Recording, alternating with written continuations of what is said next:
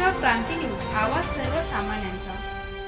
सुरगाणा तालुक्याच्या सराड घागबारी भागात भूकंपाचे सौम्य धक्के।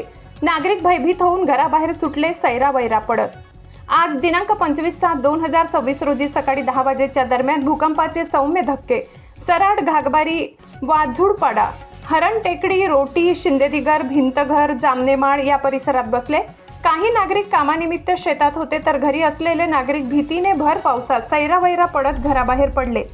याबाबत खात्रीलायक वृत्त असे की सराड येथे पहिला सौम्य धक्का सकाळी 9:56 तसेच 9:59 जाणवला।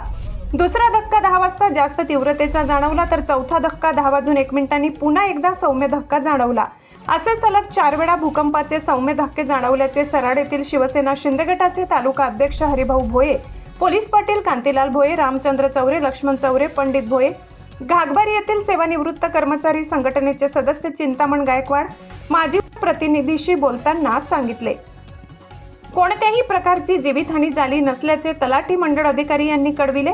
नैसर्गिक आपत्ती निवारण व्यवस्थापन विभाग तहसील कार्यालयातर्फे नाशिक मेरी येथील भूकंप मापक विभागाकडे माहिती सादर करण्यात आली असून नागरिकांनी भयभीत न होता योग्य ती खबरदारी घेण्याचे आवाहन नैसर्गिक आपत्ती कक्षातर्फे सूचना देण्यात आल्याची माहिती तहसीलदार रामजी राठोड यांनी दिली। महाराष्ट्र क्रांती न्यूज साठी विभागीय संपादक रतन चौधरी, प्रतिनिधी सुरेश हाडस, सुरगाणा। कांतीलाल भोये, सराड गावचा पोलीस पाटील आहे। आज सकाळी 7:30च्या दरम्यान सराड परिसरात आणि इतरही घाटमाथा परिसरात आज भूकंपाचे सौम्य धक्के बसले। कालपासूनच या परिसरामध्ये घाटमाथा परिसरामध्ये सौम्य पद्धतीचे भूकंपाचे धक्के बसू लागलेत। याचं केंद्रबिंदू काही समजायला मार्ग नाही, पण या शासनाने विचार करून कुठे याचं केंद्रबिंदू आहे त्याची पाहणी करावी आणि काही घरांना बरेच ठिकाणी तडे पण गेलेले आहेत, त्याची पण पाहणी करून योग्य तो त्याच्यावरती उपाययोजना करावी एवढी शासनाला विनंती।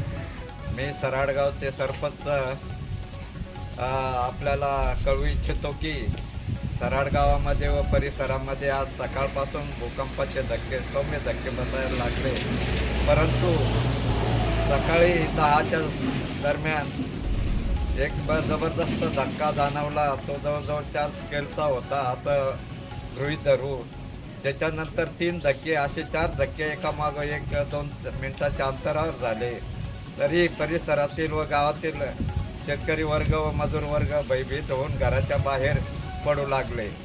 सर्वांना आश्चर्याचा धक्का बसून ते शासनाने त्वरित याची दखल घेऊन उपाययोजना करावी व भूकंपाचे कुठं केंद्रबिंदू आहे याच्यावरती